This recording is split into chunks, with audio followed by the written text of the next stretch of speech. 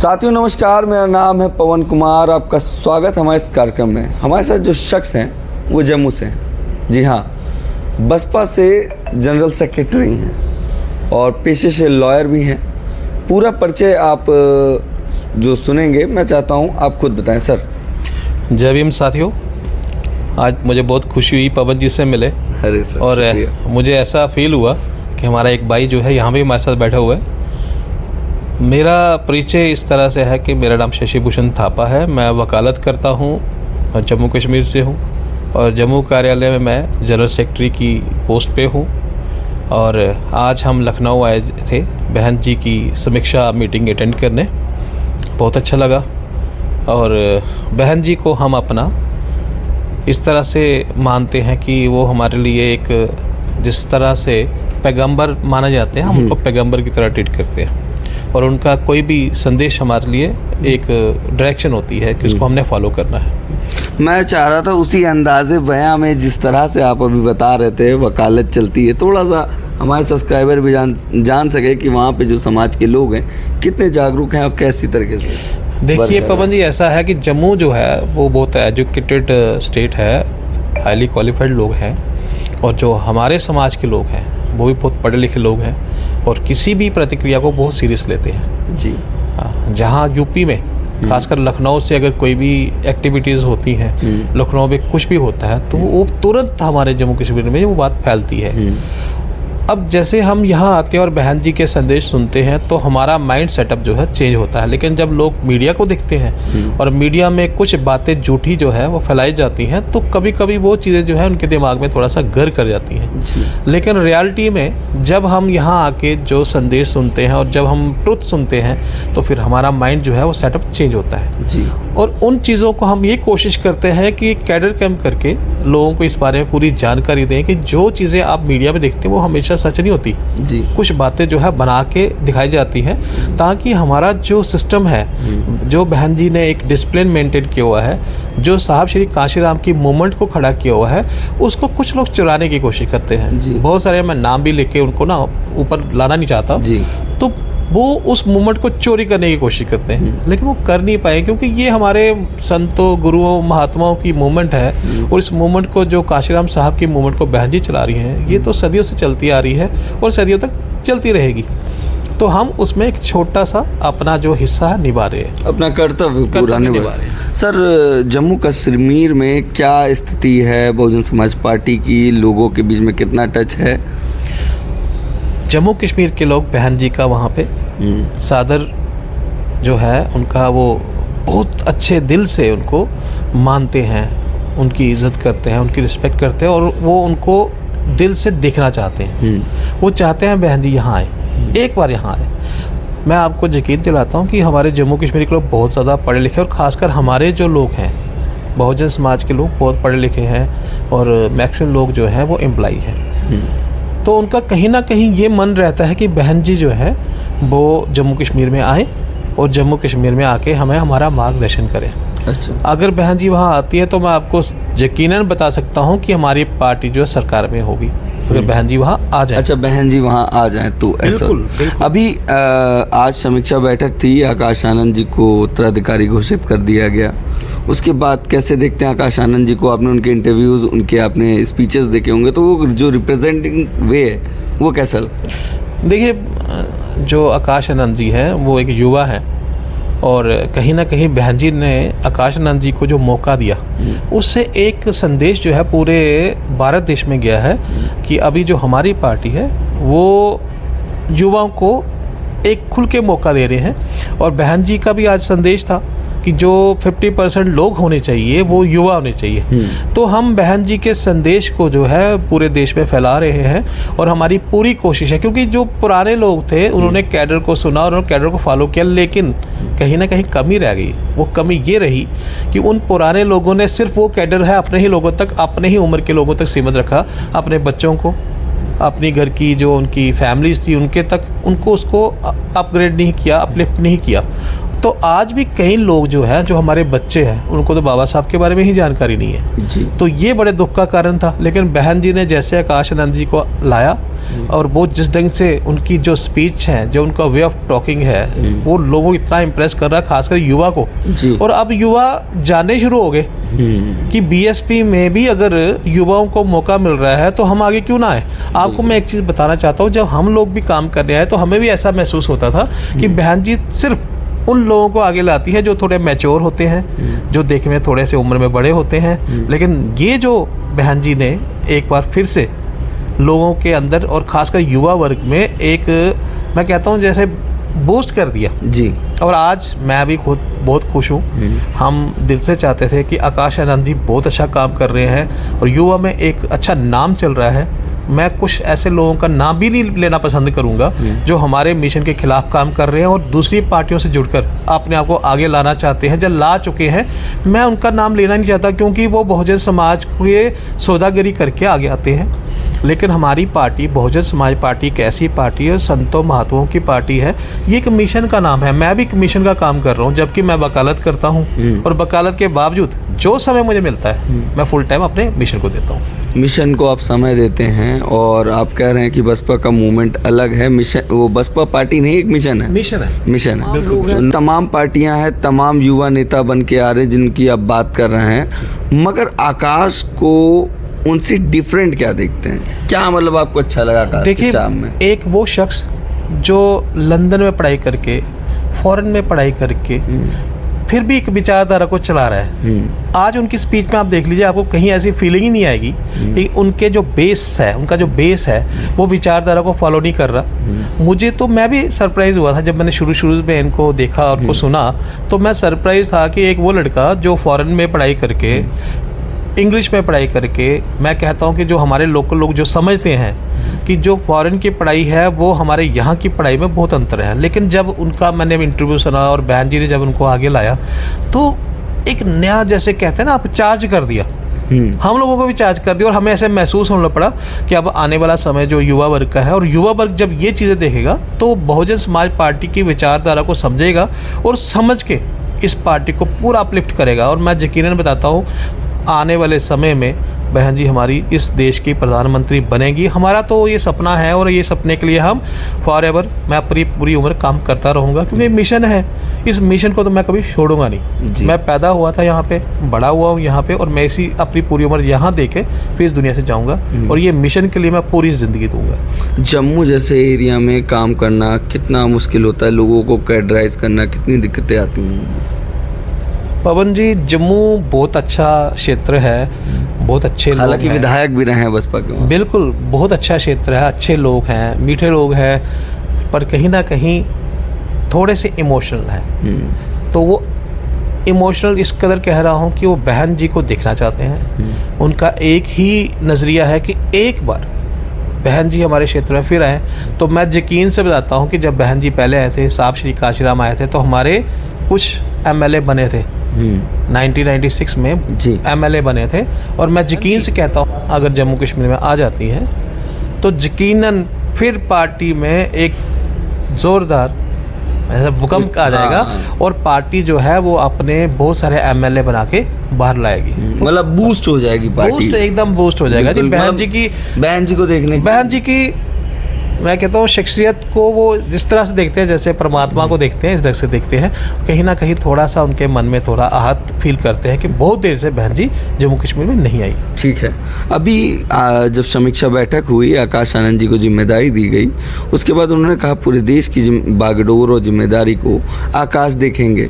एक बड़ी जिम्मेदारी आकाश के कांधों पे आ गई है।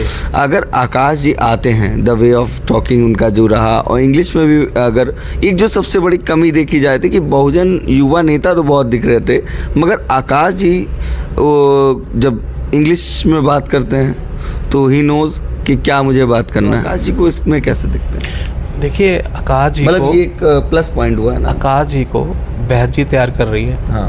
और आकाश जी को जब बहन जी तैयार कर रही है, हम तो उनकी सिर्फ उनका चेहरा देखते हैं तो बूस्ट हो जाते हैं, तो वो तो रहते हैं उनके साथ हैं। अच्छा, उनकी जो बॉडी लैंग्वेज है वो देखने का स्टाइल, जैसे इनका हेयर स्टाइल है थोड़ा बहन जी से मैच करता है, और जो शर्ट पहनते हैं हाथ में घड़ी, और एक सिंपल पैंट जैसे मानवर साहब पहनते हैं शर्ट। देखिए ऐसा है, कॉम्बिनेशन, ये जो कॉम्बिनेशन है वो जहाँ वो रहते हैं, जिसको फॉलो करते हैं 24 घंटे फॉलो करते हैं, तो वो एक सोच बन जाती है जी।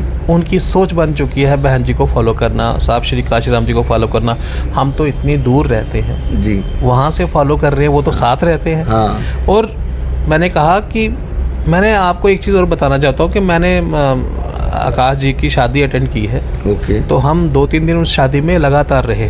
अच्छा। जब वो शादी अटेंड की और उनके साथ रहे, उनके साथ मिले, उनके साथ बैठे, उनके पिताजी के साथ बातचीत हुई प्रकाश नंद जी से, और उसके साथ साथ ही हमने बहन जी को भी वहाँ देखा, तो हमें महसूस ही नहीं हुआ कि हम किसी की शादी में आए। हमें ऐसा लगा जैसे घर की शादी में आए। अच्छा, अपने घर की और शादी। विदाई तक मैं वहाँ रहा हूँ, और आकाश जी के साथ बातचीत हुई, मिले, बैठे, कहीं वो एक जो फीलिंग आती है, फर्क लगता है कि छोटा और बड़ा, वो नहीं दिखा। मतलब आप कहना चाहते हैं कि आकाश आनंद जी का जो नेचर है वो इतना फ्रेंडली है कि आपको परिवार की तरह, मतलब बहुजन समाज पार्टी के जो भी कार्यकर्ता हैं उनको परिवार की तरह वहाँ ट्रीट कर रहे थे, मतलब सबको हालचाल लेना, सबका ध्यान रखना, एक टच बना हुआ था। वो हालात देखकर मेरी जो सोच थी वो भी चेंज हो गई। अच्छा। और मुझे तो यही फील हुआ कि एक परिवार है। वहाँ जितने शख्स आए थे, जम्मू कश्मीर के अलावा पूरे देश के जितने लोग आए थे, वो ऐसे लग रहे थे कि एक परिवार है। ऐसा कहीं महसूस नहीं हुआ कि हमें कोई वीआईपी ट्रीटमेंट से बाहर निकाला गया या वीआईपी ट्रीटमेंट के अंदर रखा गया। अच्छा। जितने वहाँ लोग थे, छोटे से छोटा जो कार्यकर्ता था वो भी वीआईपी था। Each and everyone equally they were treated as totally equal. They all are very very important persons. अच्छा। कहीं इस चीज़ का फ़र्क नहीं रखा गया कि उसको अलग से सोफे में बिठाया जाए और हमको अलग से बिठाया जाए और आकाश आनंद जी को स्पेशल ट्रीटमेंट दी जाए, ऐसा कहीं नहीं था। जो भी शख्स जिसका भी मन कर रहा था वो आकाश आनंद जी से मिल रहा था, उनकी जो वाइफ थी उनसे मिल रहा था, और वो सारे लोग बढ़िया से हर जो वहाँ लोग थे उनसे मिल रहे थे, उनको वही ट्रीटमेंट दे रहे थे जो फैमिली को ट्रीटमेंट दे रहे थे। अच्छा, एक सवाल और लूँगा मैं, बहुत इम्पोर्टेंट है। सबको मालूम है बसपा ने वहाँ विधायक बनाए। जब बसपा के विधायक वहाँ बने तो वहाँ पे जब काम की बारी आई, विकास की बारी आई, तो वहाँ हिंदू, मुस्लिम, दलित ऐसा तो कुछ नहीं देखा, इक्वली ट्रीट हुआ था। देखिए हमारी जो स्टेट है ये बहुत बड़ी स्टेट नहीं है।